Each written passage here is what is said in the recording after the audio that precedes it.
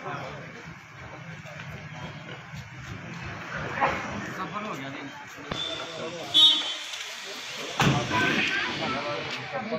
करके वो अपना हक मांग रहे हैं।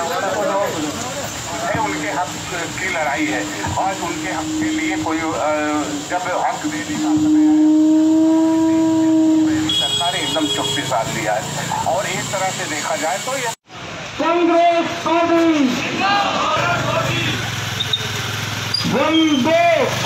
पार्टी जिंदाबाद, सोनिया गांधी जिंदाबाद, राजेश परवानी आगे बढ़ो,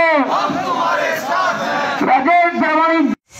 और लोगों को भी जो है उनसे निवेदन करना पड़ेगा, उनसे बातचीत करनी पड़ेगी, उनको याद दिलाना पड़ेगा कि भाई अगर आप जो उनके पुराने वायदों के लिए उनको जिम्मेवार नहीं ठहराएंगे तो कोई भी चालाक व्यक्ति आकर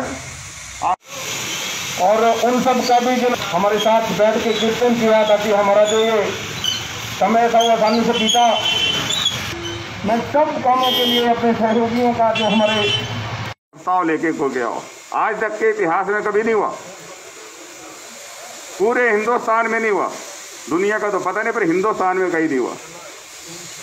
ये तो यूपी और बिहार में भी नहीं हुआ कि कैबिनेट मंत्री बनने के बाद किसी नेता ने कैबिनेट मीटिंग में अपनी पत्नी का प्रस्ताव लेकर कोई गया हो। अब उसकी नोटिफिकेशन हो गई। आज हमीरपुर से एक खबर लगी है, जो कला स्नातक अध्यापक संघ का जिला प्रधान उसकी तरफ से लगी है। वो हमारे अध्यापक भाई कह रहे हैं कि मेरी 26 साल की नौकरी हो गई और मैं अपनी प्रमोशन का इंतजार कर रहा हूं। भाजपा सरकार की गलत नीतियों की वजह से पूरे हिंदुस्तान के किसान गुस्से में हैं और आंदोलन कर रहे हैं। सरकार उनकी बात सुनने की बजाय उस आंदोलन को कुचलने का प्रयास कर रही है। इस ठंड के मौसम में उनके ऊपर ठंडा पानी फेंका गया, लाठीचार्ज किया गया और कई तरह से प्रताड़ना जो है उनको दी गई। दिल्ली पहुंचने वाले सारे रास्ते बंद किए गए। इस किसान आंदोलन के समर्थन में और भारतीय जनता पार्टी की सरकार की जो दमनकारी नीति है उसके विरोध में 12वीं ब्लॉक कांग्रेस कमेटी ने 24 घंटे का दिन रात का यहाँ पे धरना दिया और इस किसान आंदोलन को नैतिक समर्थन दिया। हम भारत सरकार और प्रदेश सरकार से कहना चाहेंगे कि किसानों के प्रति, बेरोजगारों के प्रति, आम देशवासी के प्रति जो आपका रवैया है उसको बदलें।